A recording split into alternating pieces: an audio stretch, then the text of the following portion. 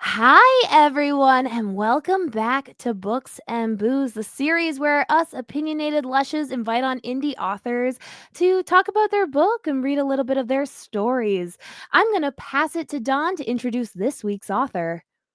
Hi, guys, and welcome back. Today we have the lovely Alivia Marr. How are you? I am wonderful. I'm so excited. We're so excited to have you too. So tell us a little bit about yourself, where you're from, what you like to write. Do you have any animals? We love to know their names. So I'm from Georgia, and I do have an animal. Her name is Hazel, and she's an Australian Shepherd. And dare I say, she is smarter than I am. Um, she has 24 buttons that she uses to sass me and micromanage me, and tell me what to do. So, but I love her to pieces, and I may or may not have written her into my book because, of course, I did. I'm a fangirl for my dog. So, yeah. As That's for me, amazing. as for me, I'm a former biologist turned writer, um, and still trying to sneak back into a lab every time I get the chance. So. That is Ooh, so great. Like in the early 90s, every girl I knew wanted to be like a biologist person. So that's awesome. I love that. Like I'm really curious to hear later on how that transition happened. So that's going to be one of my questions. yeah. It was interesting for sure. oh, I bet. So the book you're reading today, you want to tell us a little bit about it? Yes, so it is a mermaid murder mystery, and just something funny to throw out there, I guess, is when I first wrote it and it came out, I was initially marketing it as a Little Mermaid retelling, just a mermaid book. Okay, we're back. Oh, you just froze for a second. That's okay. I was initially marketing it as a mermaid novel, Little Mermaid retelling, and it is all of those things. But one of my first readers reached out to me and said, "No, you got to start marketing this as a murder mystery because, like, you got those elements there, and I don't watch a whole lot of murder mysteries. That's just not a genre that I'm really into." And so after that, I went back and I was like, wait a second, that is there. Yeah. You're onto something. And she was like, yeah, you are missing out on so many book sales and like a whole audience of readers by not doing this. So now I always introduce it as a mermaid murder mystery. Yeah. Shout out to that person because she's amazing. Yeah, I agree. I agree. Like I was like, it could be like Little Mermaid for the fact that there's mermaids and a sea witch, but besides that, like it has its own story. It's its own story, and I really like the who done it aspect of the story. Thank you.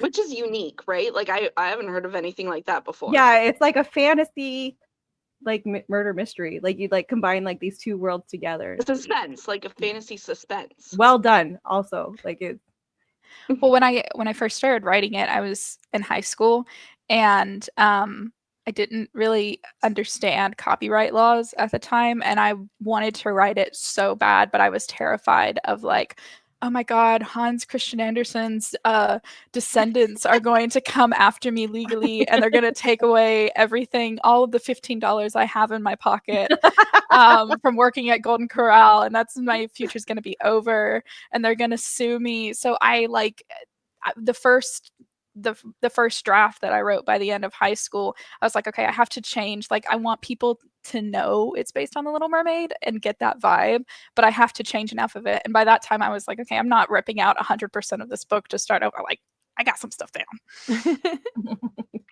Cool. So That's amazing. Sonia, do you want to tell us the drink words for tonight? I can. It's Ivara, Jensen, water, blood, and cave. Woohoo! All right, so whenever you're ready, you can read the chapter. We're gonna mute our mics and drink. And then after that, we'll talk. awesome. Oh, okay. I'm gonna read it from my computer. Yeah. Yeah. Whenever you're ready.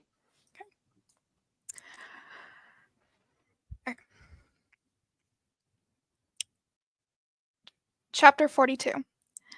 The vision continued, and I saw a creature locked in a cage of crystal.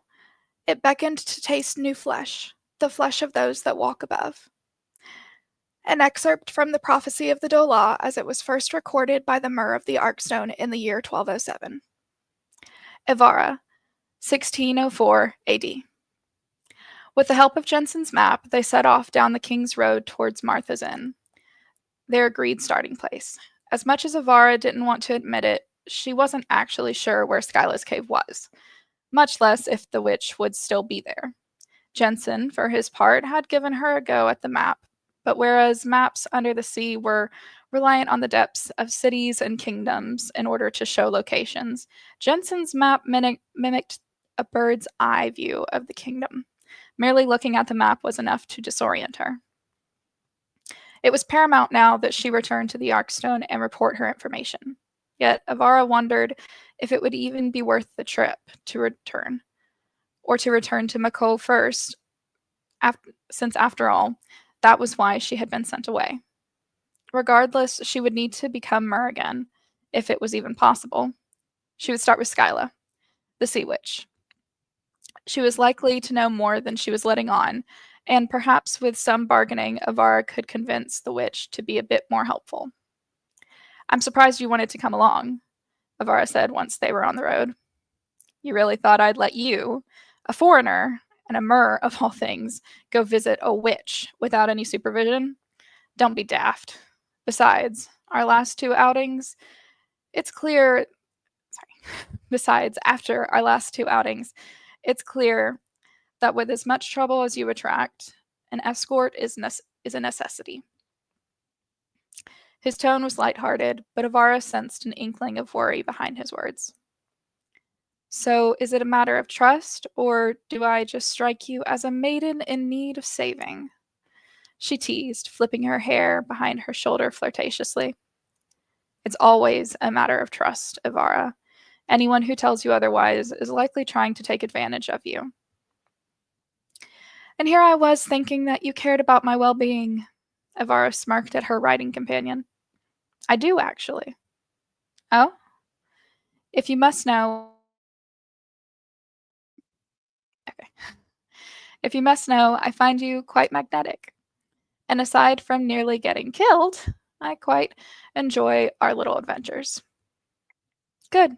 That means it's working," Ivara said teasingly, making witchy gestures with her hands. Her companion's eyes widened. "What's working?"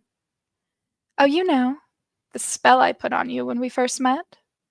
Seeing his face turn unsure, she began to laugh. "Relax, it's a joke." Jensen looked at her strangely. "Do you actually know any magic?" Ivara considered lying, but then considered how much Jensen had opened up to her. Perhaps it was time the favor be returned. "Yes, I was raised in an environment where knowledge of magic was actually quite common, though much of my education was considered secretive." "That sounds incredible.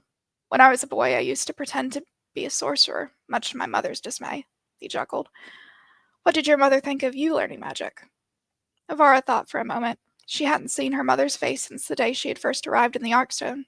What would her mother think of all this? "I don't know. My mother was not present for most of my childhood. She and my father traded me to the master when I was only 35 years old."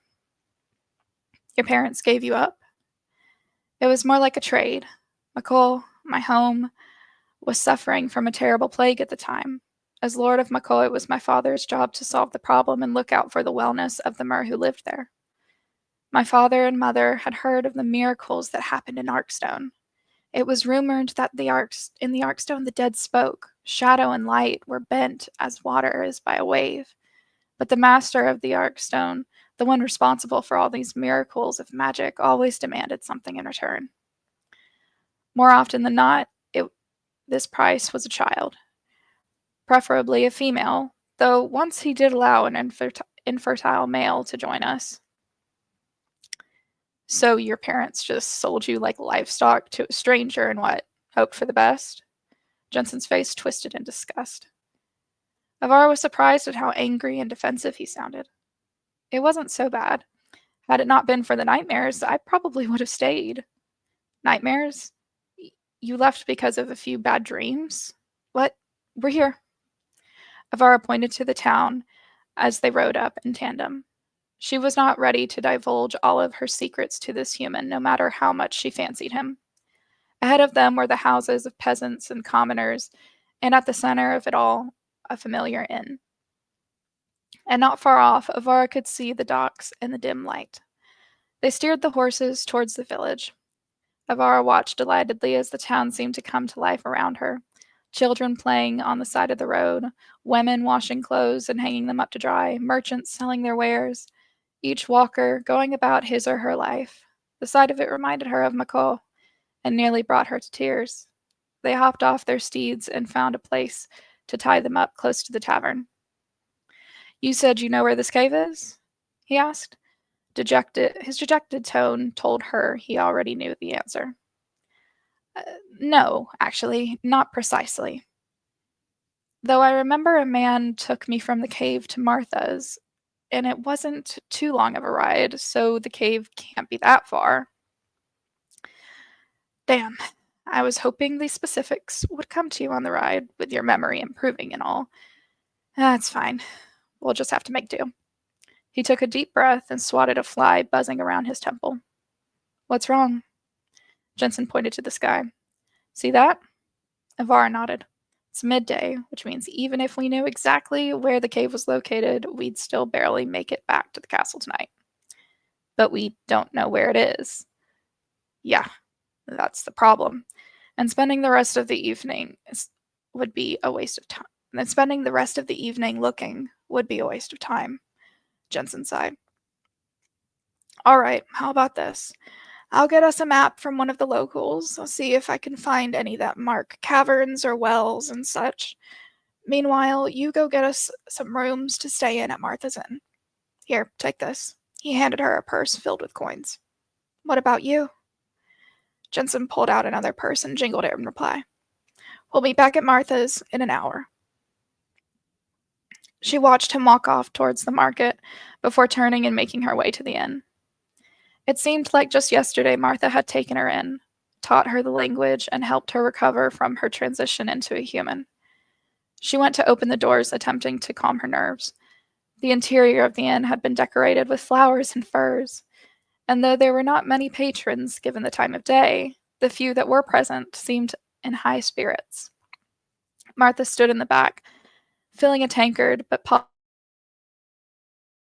she smiled wide and ran over to embrace her. Avara, how have you been, dearie? Good, His Majesty the Prince, and his friends have been very kind to me. You look well, as does the inn.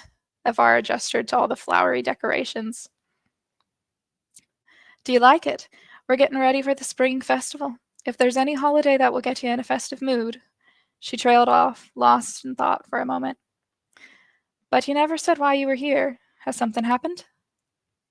Oh no, Jensen and I are just visiting the area for a day or two. And I suppose you'll be wanting to know if I have any rooms available. Well, I do, actually.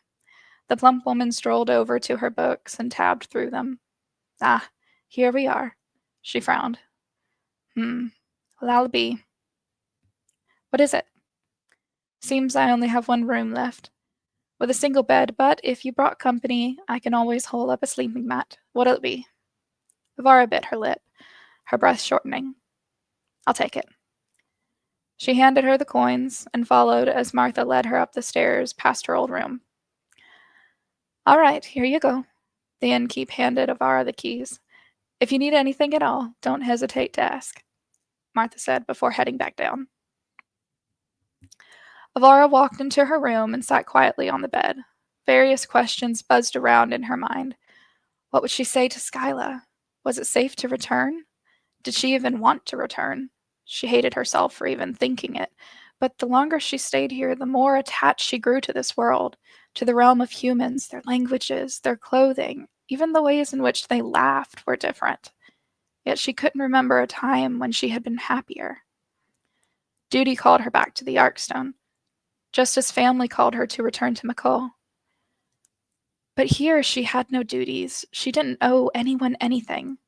Here she was a commoner, trained in magic in a society that could not value such things as magic less. Her dreams, as well, had become much less frequent and much more manageable. Then there was Jensen.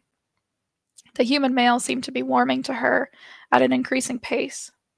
She could feel the tug of closeness whenever he was around, the quickening of her breath, the way she yearned to be in the same room with him. You will not know true friendship. You will not know love nor true friendship. They are attracted to your blood, and though they will not know why, they will let themselves be manipulated by you, and they will take you as a bird takes to wind. She could remember the words as if the dragon had spoken them only moments ago. Despite the many years since they had the conversation, the words were still clear in her mind. Back then, she hadn't quite understood what the dragon's words meant. Now the truth of it made her heart ache, and she wondered how all her new friends would act towards her had her blood not called to them. Just as she was getting lost in her thoughts, a quiet knock came at the door. She opened it, and in the doorway stood Jensen. In his hands were 2 rolled-up pieces of parchment dotted with outlines in ink. Maps, if she had to guess. He grinned. Mission accomplished. Care to see? Avara beckoned him to sit down. Though the room was too small for a desk or a table, there was a wooden seat in the corner. Jensen grabbed it and laid the paper out on the bed. The first was a map of the village and nearby farms, towns, and buildings, as well as their proximity to the coast. The second piece of parchment was a bit more difficult to decipher. What are all those markings? They can't be roads. Avara pointed to the strange pathways inked out on the page. They're caves and caverns. The lines running through are connecting waterways. If Skyla is Myrrh, like you, then the cave has to be connected to the sea, which narrows down our search a lot, though it still leaves quite a few caves. Wow, this is incredible, Jensen. Where did you get these? Some local farmers, actually. I know, he said, seeing her expression. I was surprised as well. Turns out the village farmers keep maps of the waterways so they can prepare in cases of drought. But they also marked the sources of salt at my request, including a few caverns that are linked to the sea. Avara examined the maps gleefully. When do you want to start? Jensen looked outside. It was evening now, and the sun hung low in the sky, casting a golden hue upon the land. We'll leave at dawn tomorrow. All right, then. She handed him his set of keys. There was only one room available. Oh, he looked at her, a silent query in his eyes. An unspoken question hung between them. I don't bite, if that's what you're about to ask. She meant to break the tension, but her words came out nervous. He nodded anxiously. Right. I'll be back, he said before turning and leaving. Avara tried to fall asleep, but her embarrassment barred any rest that might have found her. Seconds turned to minutes, and minutes turned to hours. All the while, she just laid there as the golden light from her window faded to dark. When she could no longer take it, she stood, peeled herself away from the thin, rough fabric of her bedsheet, and dressed herself. She made for the tavern downstairs, the noise becoming louder the closer she got to the dining room. The tavern was full. Young men and women sat in every booth, drinking in excess. Some played cards while they drank. Others watched as scantily clad women danced around their tables. The escorts wore white powder all over their faces. Green and purple eyeliner had been drawn around their eyes in thick lines, and red lipstick formed a heart shape on their lips. Avara watched them closely, a question forming in her mind.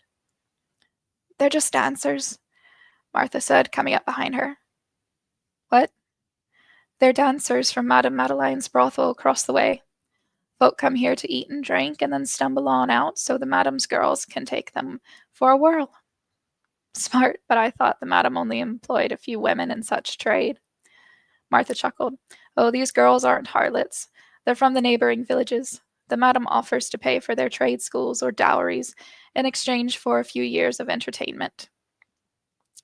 Believe me, dearie, few fathers would ever let their unwed daughters in the madam's brothel. No, these girls will come when called upon, and in a few years their future will be much more assured.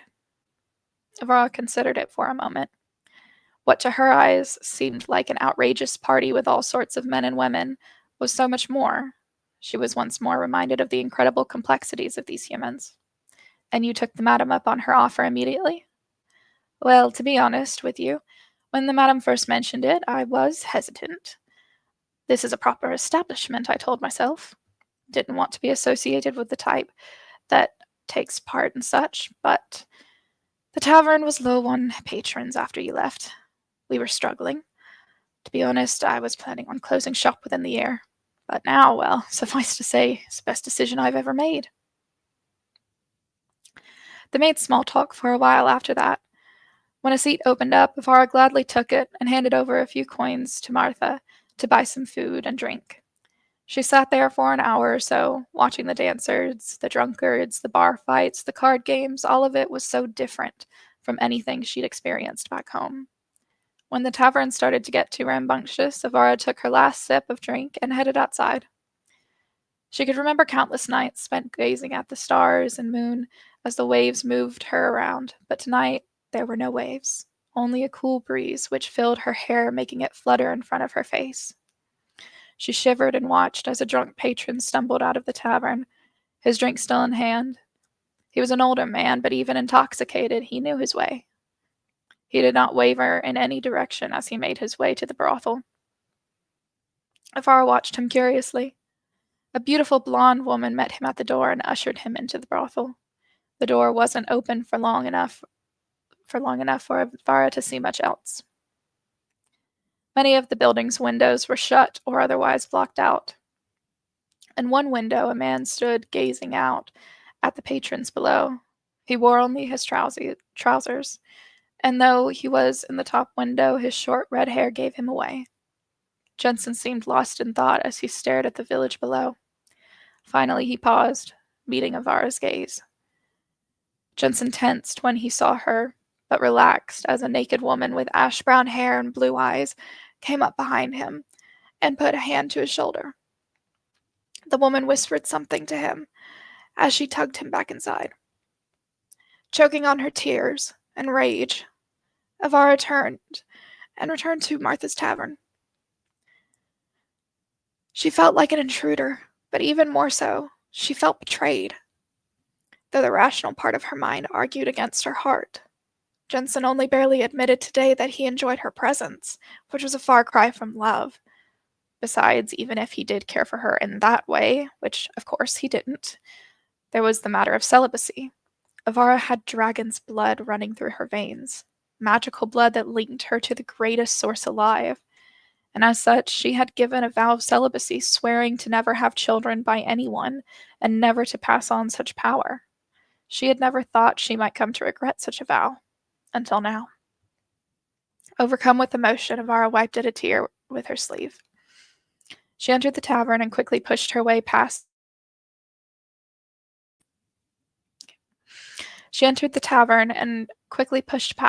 her increasingly drunk guests towards the stairs and into her bed.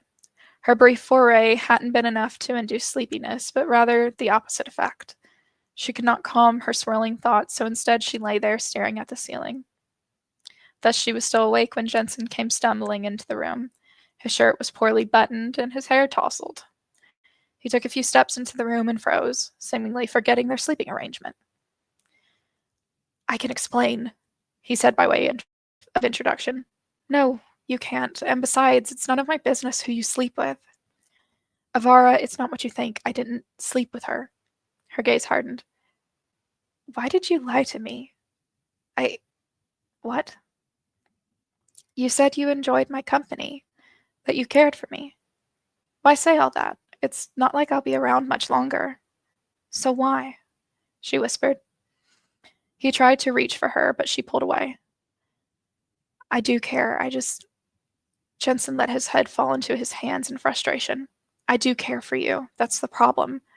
Ever since I saw you on that boat, I yearn for you. I do not love you.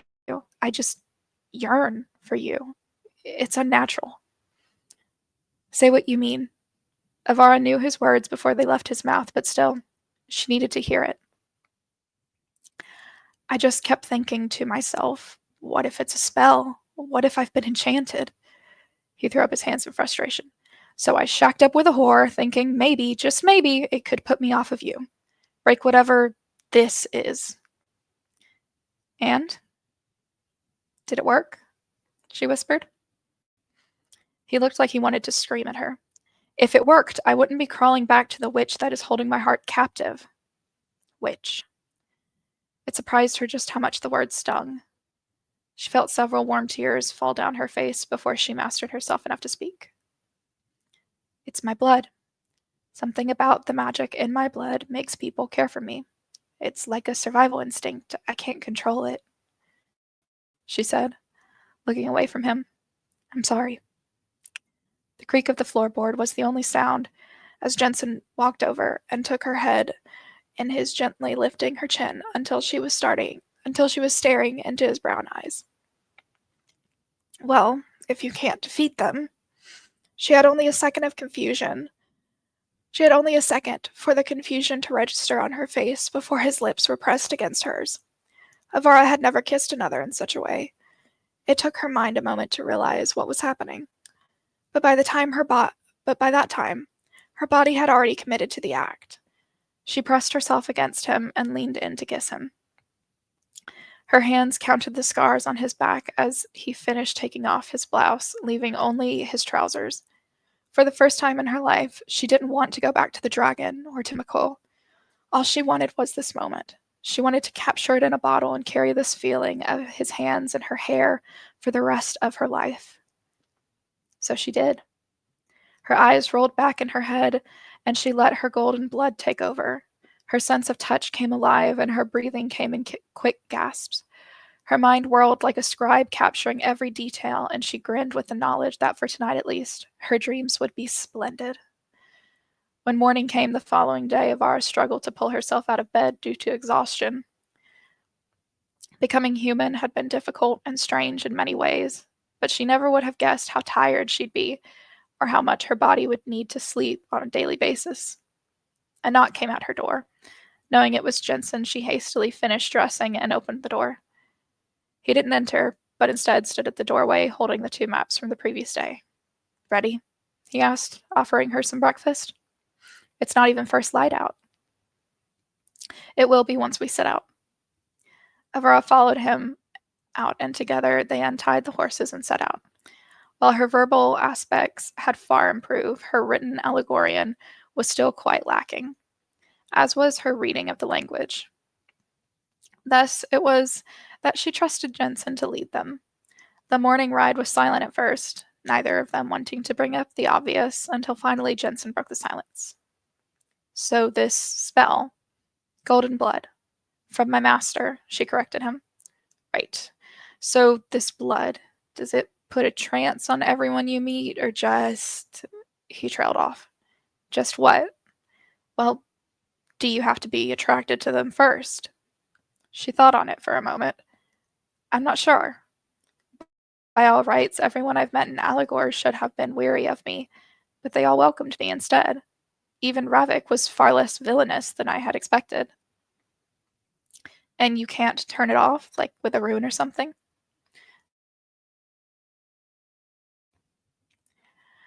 Not so far as I know, but once I return home, I'll be able to ask, she replied. Right. His voice was sad. I nearly forgot why we came all this way. They rode on in silence and finally reached their mark once they were high in the sky. They dismounted, and Jensen led their horses over to a tree to tie them up. In the distance, they could hear their horses whining, but Avara didn't see anyone nearby. The cave opening was just tall enough for Avara to walk in without smacking her head on the ceiling. Anything look familiar?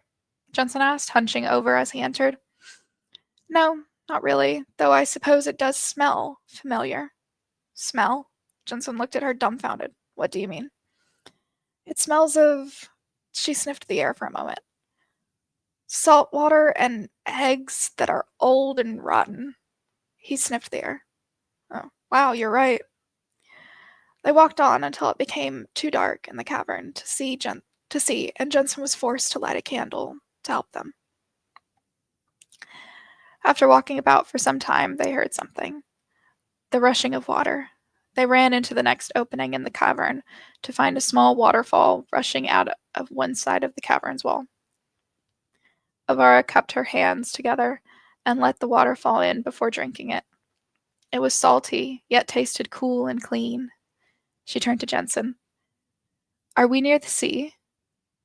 Jensen checked his map, running a finger from location to location. Yes, it looks like the ocean empties out into this cave system, but wait a moment. No, that doesn't make any sense. What is it? The drawings of the cave don't indicate any way to get from where we are now to the sea. It's blocked off here at the waterfall. But the water is draining somewhere. It must be, otherwise the whole cave would be flooded by now. Avara looked down at the sizable pool of water drained into. That sizable pool that the waterfall drained into. An idea came to her. Jensen must have come to a similar conclusion because he quickly spoke up. Avara, you don't know what's down there. Don't jump in. No, I'll go see if the hole's big enough for a person, then come back for you. We don't even know if this is the correct cave. You said so yourself. You don't recognize it. I was also barely conscious when I came to that cave. My memories are a bit foggy. She raised her hand to silence any further discussion and began untying her cloak. If it will make you feel any better, just follow me. Jensen watched, shaking his head in frustration at her. Be quick, or I will. The water was cold when she jumped in, but her feet didn't touch the bottom, though she could feel a few aquatic plants scraping against her pants. She dove down, and forgetting how her vision had deteriorated since becoming human, opened her eyes, only to have her vision blurred by the water and darkness. She felt around her until eventually she came upon a crack in the pool of water. Avara followed it with her hand. The crack led to a significantly larger hole at the very bottom of the pool, just barely large enough for a single person. Avara entered, but there was no room in the claustrophobic space for her to swim, and so she found herself pushing against the walls of the underwater tunnel, praying that it did not end in a dead end. The water around her began to warm, and Avara could see a light up ahead. When she was finally out of the tunnel, she surfaced into the cavern from her memories. To her left, the cave opened up into the sea, and to her right, the wide ridge just above the water and a small opening into the outside world. But instead of finding the cave empty, she swallowed as she looked around at the bloody water and the dead body that floated in the center of it. At first, all she could do was stare. Her heart began to race, and her breaths came in quick succession, one right after the other. She recognized the pale green skin, the purple and red tentacles, and the countless scars and runes burned into her skin. She swallowed hard. It was Skyla, her scarred body floating lifeless in the shallow pool. Slowly, Avara swam over to where the body had become stuck on the shallow edge of the pool. In her shock, she became deaf to the splashing behind her, and she hardly realized that Jensen had entered the cave with her. What is that thing? Jensen asked as he swam to the shallow edge of the pool where he could stand once more. Who? Avara whispered. She tried taking deep breaths to master herself. Slowly, she made her way to the knee-deep water where the corpse lay. Her name was Skyla. She was a friend. Small sea creatures had already begun to tear at the mer woman's flesh, which made turning her over even more difficult. Hands shaking, she began to look around for the Athame. Avara, what are you doing? Jensen sounded in shock as he stood behind her. There's an Athame. Whoever killed it must have taken it, and it's not here, Avara said, throwing up her hands in frustration. Damn it, she screamed, the sound of her anger echoing in the cool cavern. It's okay. Jensen tried to put a tender hand on her shoulder, but she shook him off. No, it's not okay, nor will it be. That Athame was my only way back to McCall, back to the Arkstone, back to my family. Without it, I am stuck here, cursed to spend whatever time is left in this short human life pretending to befriend those that would have me killed should they realize who I am. She fell to her knees in the stinking water and began to sob. What do I do? Jensen did not respond. Instead, he just sat down next to her and held her. They sat for what seemed like both minutes and hours simultaneously. Perhaps it was the constant dripping of water within the cavern's walls, or the otherwise silent environment, but she felt as if time itself had stopped for her. Suddenly, every ounce of anger, sadness, and frustration that she had been holding inside herself came rushing out in wretched sobs. Jensen just hugged her tightly. And that's the end of that chapter. That was so Ooh, great.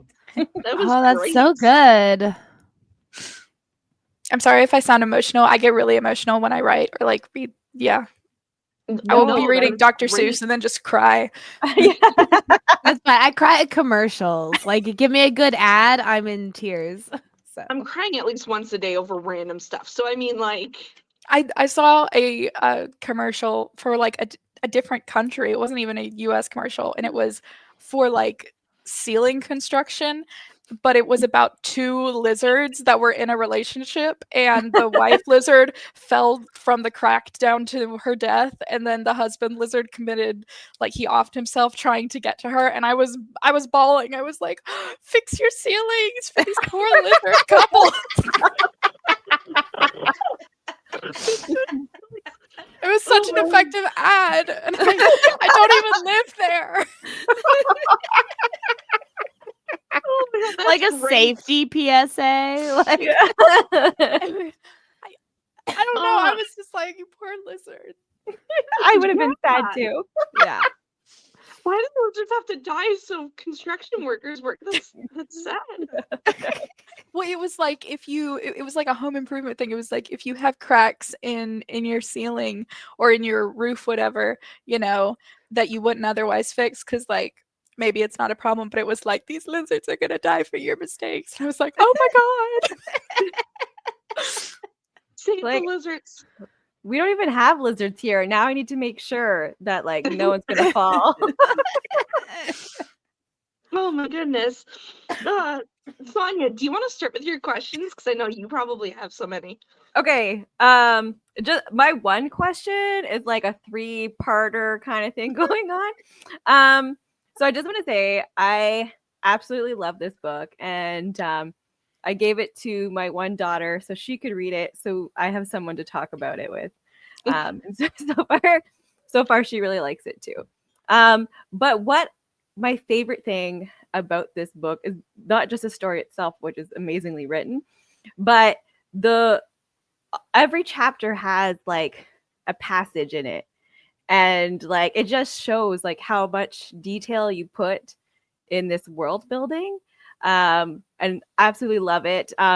So like each chapter, so there's like various letters, diary entries, excerpts, and cupos. And but then I counted there's about 9 books, right? Yeah. About 9 books that you created. Someone actually asked me if they were like based on real people. They were like, "How did you get permission from all these people to use passages from their books?" And I was like, "I didn't. These are not real people. They're fictional. Live in my head." It's amazing. So a few of my questions are about these books. So one of them is, were these passages like for the book planned, or were they like happy little accidents from all of the work you did? They were literally the last thing I did on like the final draft. Like they like just barely even made it into the book. And the reason they even were made was because I thought I had my draft done. This was like my 5th draft, and I was like, okay, I'm good to go. It's good to go. I just need to learn how to spell words correctly, and then I'll be good to go. And I gave it to my beta readers, and they were like, yeah, we like it, but like what's going on? And because it keeps on switching time periods, and we don't know what's going on. And there was my dad read it like 3 different times, and on the 3rd time he was like, wait, there was a prophecy in there. When did you put a prophecy? And I was like, it's this chapter, Dad. There's like 2 pages on it. And I realized like all of like I'm a lore nerd. I love digging into the lore of my favorite books, and I realized that in my head I was like, I have all of this lore and stuff, and it just wasn't getting through to my readers, or at least not as much as I wanted it to. And so I wanted 2 things. I wanted them to have that lore that they could fall back on, and they can be like, oh, this is a little deeper than I thought it was, and have those references. But I also wanted them to have like little Easter eggs leading up to the book's finale, so that they could maybe on the first, you know when you read a book or you watch a show and you watch it the first time and you're like, oh, I didn't see that coming, or oh, that's pretty cool. And then you go back and you watch it the second time and you're looking for all of those little details, those giveaways Yeah. kind of thing, and you're like, oh my god, she's wearing a purple shirt, and in episode 8 she's wearing a purple sweatshirt. For me it was kind of like that. I liked it a lot. So question number 2. So are Torin and Alyssa Dagny related? Maybe. Because I was like, hey, they have the same last name. And like they both involve like beasts of some kind. So I was like, oh. I'm so glad someone noticed that. You're the first person to notice that. Thank I was you. like, oh my gosh. I'm so excited about it. My prayers have been answered. Thank you, Jesus.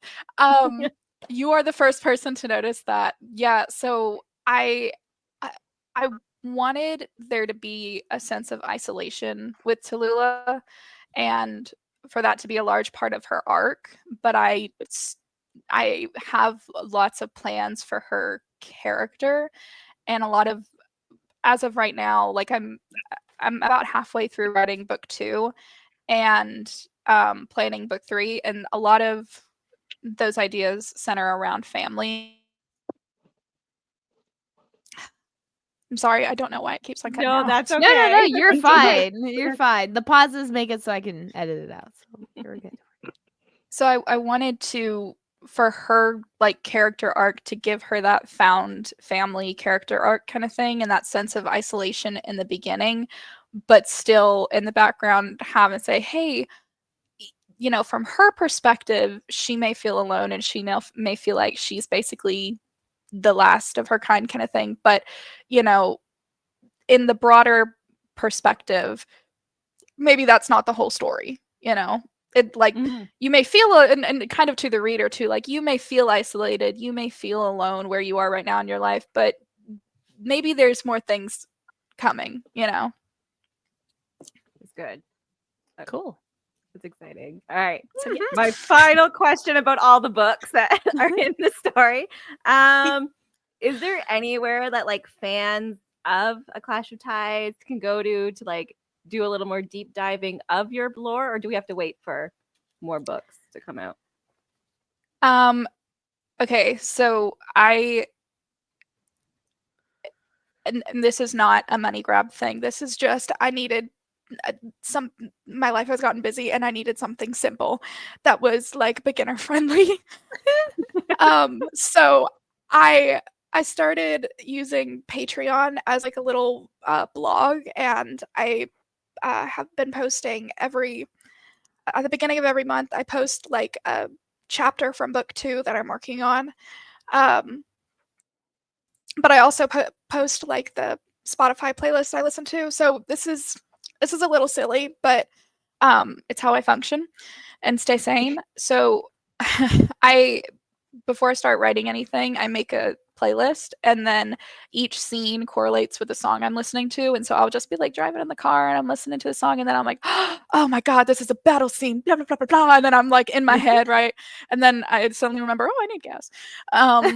But, and so I have all of those songs on a playlist. And I mean, it's not really lore, but I feel like it helps, for me at least, it helps pull me in to like the emotions. There's this one song on the book one playlist, and it's in French, and I describe it as it makes you the feeling of reminiscing over memories that you never got to make, kind of thing. Oh, So okay. yeah, so just like feeling the feels. Awesome. And Cool. also I have my Pinterest board where I have like lots of scary mermaids on there. And that's where, well, I use that as like a visual reference.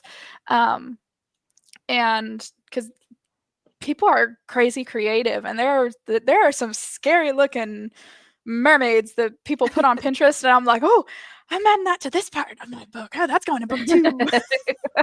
So, Are you That's able to amazing. share with us your Pinterest, not your Pinterest, oh my God, your Patreon link? Like you can I email it to us or say it out yeah, loud so our listeners can. yes, I think, hold on, let me actually pull it up so I'm not giving you the like wrong thing. We just pimp out someone else's Patreon. We're just like, yeah. There you go. It's just Alivia Marr. And okay, I knew it was that simple. I just had to double check because I'm bad at making usernames. Me I too. literally, I can never remember my email because my email and my TikTok are like opposite of each other. One of them is Alivia Marr author, and the other is author Alivia Marr. And I always have to go back and check. I'm like, oh, what am I sending to people? I just use my name for everything. Like if there's something that needs a name or a character or something, I'm just Sonia. That's it. This isn't even my real name. That's how, no, like when I tell you, this is how dysfunctional it is. So I was like, you know, the this book thing may not take off, but on the 0.001% chance that it does, okay, and I become book Taylor Swift, we need a backup plan because I cannot respond to these crazy author names. Like like I can't name myself like Henrietta because if someone's like Henrietta, we love you, I'll be like, heck is she talking to? Who calls himself? Oh, that's me.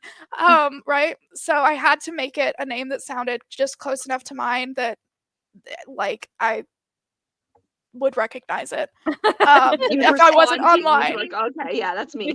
So like my actual name is Liv. I just had to spell Olivia differently. So I was like, okay, yeah, I can keep up with this. It's Work smart, not hard, right? Yeah, exactly. yeah, I plagiarized my legal name for this. Yeah. You're drawing To phrases from myself. somewhere. Yeah. I do want to get back to like what you mentioned in the beginning, how you did biology and then wrote a book and a bunch of books. So I want to know how that transition, like, did you always want to be an author? Were you always a writer? Like, how did that happen? I wanted to be a marine biologist so bad. Like with every fiber of my being. And that's what I got my degree in, not marine biology, but just biology. And while I while I was getting my degree, kind of was working odd jobs, like trying to they encourage you to work weird jobs in your field and get the experience and stuff. And since I wasn't doing any research under any professor, I was just like, oh, okay. I worked at the U.S. National Tick Collection for a while. I was like the head of the microbiology lab at my college. And then I started to volunteer with a professor who shall not be named for reasons. And she did all of the marine biology stuff. And now here was here's where the coping came in. So it was going great. Got my degree in biology, was volunteering there, was everything I needed to do. I was hand feeding sharks and skates, like they literally eating out of my palm. We were besties, okay? And I just didn't tell them that they were being raised to be dissected. Okay. That's called kindness. That's called self-care. That's right. Yes. Okay. It's not betrayal, it's self-care. Exactly. Gotta protect them from the Exactly. truth. Yep. But yeah, and that was all going good. And then when I started applying after I left college, I started applying for jobs, and they all said, "Hey, you need a scuba license if you want to do most things, or you need to have like an unpaid internship after you get out of college, and it's probably going to be in like Florida or on the Georgia coast or somewhere. I live in the East Coast, so it's probably going to be somewhere on the East Coast, super expensive, where it's hard to afford a place to live, blah blah blah." Like I could go on and on. Yeah. And I was like, I can't do that. So I went to work at the CDC, and I absolutely loved it there until I had a medical emergency and had to quit my job. And then all of a sudden, I was living in a ridiculously expensive location in Georgia with no money and essentially like no ability to travel anywhere or do anything. And rent was due next Saturday. So, and but I had this book that I had written in high school, and I'd written about 80,000 words of it, and most of it was needed revision. Um, but then I was like, wait a second, I can take everything I learned in biology and I can like actually bring this to life in a manner of speaking. And I ended up like checking out half the book in the process and redoing it. But I was able to take that experience and really like I don't know how to say this. Take some of the more science-y things that I learned in college and bring them into like the fantasy land. For example, Gar in the book, the sea serpent, is called a regolith, and that doesn't come out of nowhere. I didn't just like have a seizure on my keyboard. I can say that because I'm epileptic. I didn't just have a seizure on my keyboard, and that's what happened. But rather there's a type of fish called an oarfish that is very long and lives in the deep sea and is like long and red and white and like super cool looking. It's called an oarfish, super cool looking if you ever Google image it. And its scientific name is Regolecidae. And so Gar's morphology was very much based off of that. And a lot of the other like sea creatures, aside from mermaids, are based off of real animals, and even some of the mermaids, like the red mer living in the deep. This is something I found out while I was doing my research. Is uh, one of the first colors to disappear as you go deeper in the sea and as you lose light is red. So a lot of deep sea animals are crimson because for them, that's a survival mechanism. It's essentially like wearing camouflage. Because there's That's cool. such lack of light. So that's why the deep sea mer are referred to as red mer kind of thing. That's cool. So I that did is know so what an crazy. oarfish was. I did know what an oarfish was only because of Subnautica, which is a video game, and they actually have oarfish in there. So That's crazy. Yeah. So I noticed when you were reading, you're reading in third person. And I'm going to assume that's just like your comfort writing. But what I had noticed is it really does work well with the fantasy.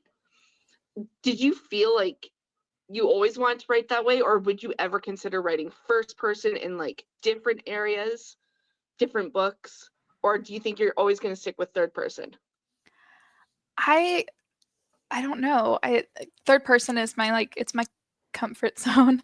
And I also feel really awkward when I'm reading first person books because I it's weird. It feels like it should make you closer with the character, but I feel like it distances me from the Okay. character for some reason. I feel like when I'm writing in third person or reading in third person, it's almost like I'm there with the character, like I'm feeling those emotions with the character. I'm there in the room with you. I'm there with you. But when I'm reading it like in first person, it's like the character is being projected onto me, and it's like No, I'm not a fire wielding assassin. I no, I live with my dog. Do you No. feel like when you write it in third person, like you're a character in the book with the other ones, but not Yeah. the character? So that's why you like it that way. Yes, like and when I'm writing a scene, I always will like act it out. Usually when I'm making pasta for dinner, I will act it out. Um, and what's funny is I can't do any emotional scenes because my dog will look at me and think I'm crazy, and she goes and hits the mad button. So yeah, I have to be very careful about that. She judges me, but I'll act it out like in first person, so I can just kind of get in the headspace of the character. But then when I'm writing it, it's like, no, you character, me writer. I love that actually. And that's surprising because I really do. I'm like adamant on like reading first person because I don't know why. It's just so hard to get in the third. But like when you were reading it to us, I was like, okay, this actually works. But Thank like when you. I'm reading it, like personally, it just never works for me. I prefer third person. Yeah, she does. Yeah, like first person, it gives me like secondhand embarrassment sometimes because then if they're doing something that's embarrassing to them and I'm too in the zone, I also get embarrassed. So I like third person so I could like pull away and I'm like, I'm not there, but I'm there just watching. It's fine. It's better. Especially when scenes get we'll say exciting, and Spicy. yeah, and then get spicy. And if it's in third person, then I can be like, I mean, okay, you guys do you have a Yeah, you're fun just a time. cuck. Yeah. Like that's Yeah. what happened. Oh, yeah. Yeah. But when it's written in first person, I'm like, what? Performance issues, performance issues.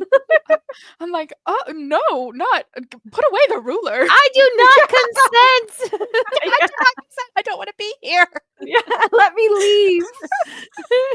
I'll be back in 15 minutes. Just let me know if you guys need any water, 'cause It's like when you're hanging out with that one friend and like someone like a parent or a family member asks you something, and that one friend is like, oh yeah, we totally do drugs together, and it's like, no, not we, not we.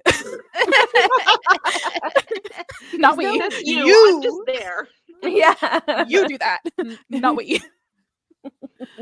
Ah. No shame if you do drugs. That was just an example. No, it's fine. It's fine. No one's offended. Not a one of us. Do we have any more questions? I still have questions. Yeah. Yes, you So do. you guys, Well, we're you just do gonna let you. Sonya take over. Sonya, She has you like, go. a list. So I just want to show the cover, and I like love the coloring. And oh, it's not working. The light. Wait, am I going the right way? Yeah. It's gorgeous. It's gorgeous. And I just want to know, did like you design the cover yourself, or did you work with an artist? Okay, a little bit of both. So I could not afford a cover artist because when I was finally ready to get a cover, I had like a few $100s in my bank account, and the lowest a artist would quote me was about $6,000. Whew.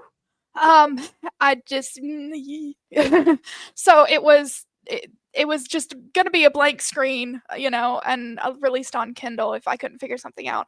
But my cousin, who went to college at the same time as me, he had just graduated a year before with his graphic design degree, and he already had like jobs signed up and stuff, and he's awesome and incredible. And I reached out to him, and I was like,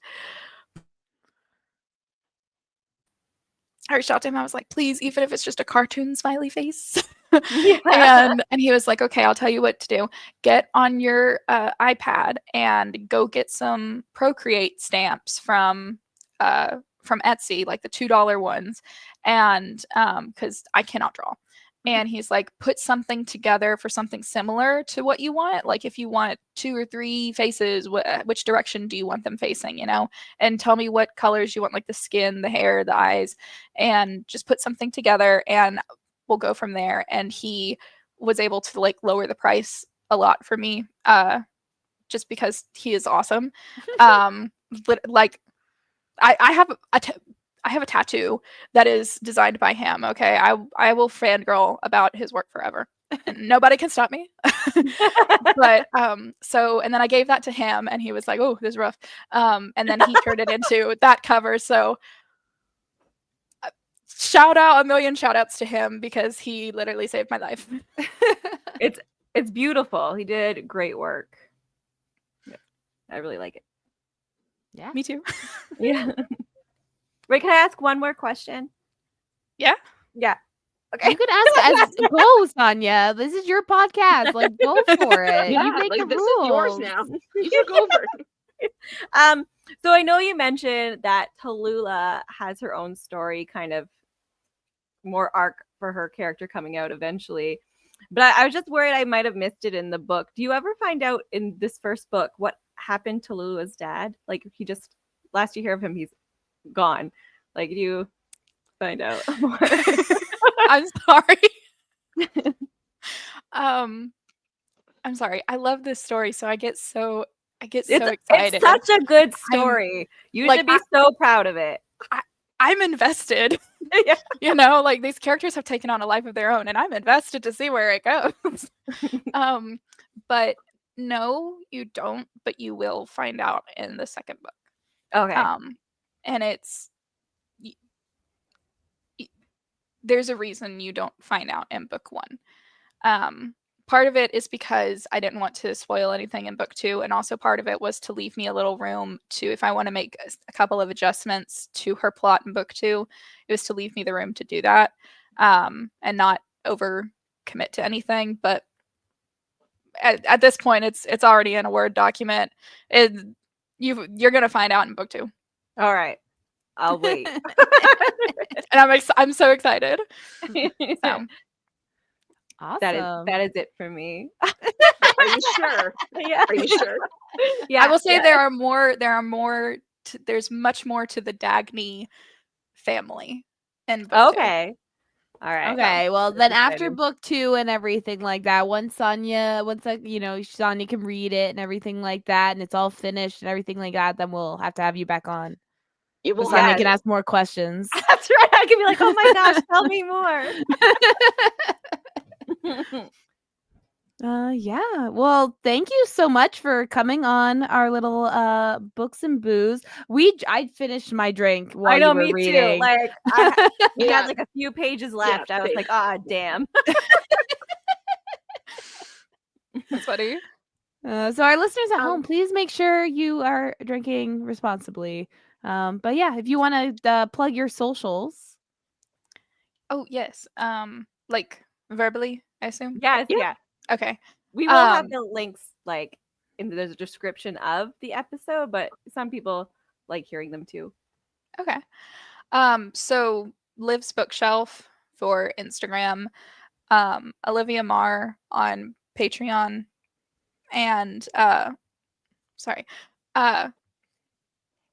TikTok, Alivia Marr author. One of the username is Alivia Marr author. The @ is author Alivia Marr, I think, or it might be the other way around. If you look up Alivia Marr and you see a picture of someone just going like, it's me. That's me. Okay.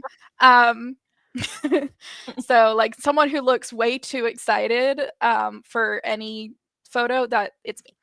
But yeah, and then if you're interested, I have a YouTube, Liv's Bookshelf, but I don't think I've posted on that since I was in high school. Since I came into one of my videos. I came in one of my classes. I came into one of my classes in high school, and this was when I was like really into YouTube and stuff. I was like, this is so cool. And I only had like 100 followers. I still only have like 100 followers on there, or subscribers, whatever they call them. And some girl, this is a true story, by the way, and this made me realize for the first time that I truly am an introvert and I truly am an introvert, and yeah, this terrified me. But this is a true story. So I sit down, and we were in a political sciences class, and he had divided us by like Republican, Democrat, and then he was like, and if you can't choose, then sit in the back because nobody wants to hear from you. He was trying to be like snarky and stuff, and it was a whole thing. This professor was weird. And so I just was like, okay, I'll sit in the back with away from everyone. That way, no one can judge me, and that way, maybe if I sit in the back, the professor won't pick on me. And this girl gives me a funny look, and she like runs to come sit next to me, and she just looks at me, and I was like, "Hi," and she's like, "Oh my god, hi," and I was like, "Hi," and she's like, "You're Liv, right?" And I was like, yeah. What's your name? And she introduced herself, and she was real sweet, and she was just like really like jumpy and excited. And she goes, "I want you to know that I got up super early this morning, and I did my makeup watching all your YouTube videos, and I've almost finished all of them." And I was like, "That is so cool. Thank you." And I was terrified. Like, she was so sweet and she was so nice, but I'm not social like that. Fangirl me from afar, please. Let me just go back into my cave. Yeah. So No, I'm the same way. We were just in Kentucky, and like a lot of people were approaching me, and because of my book talk account, and like I was there as an influencer.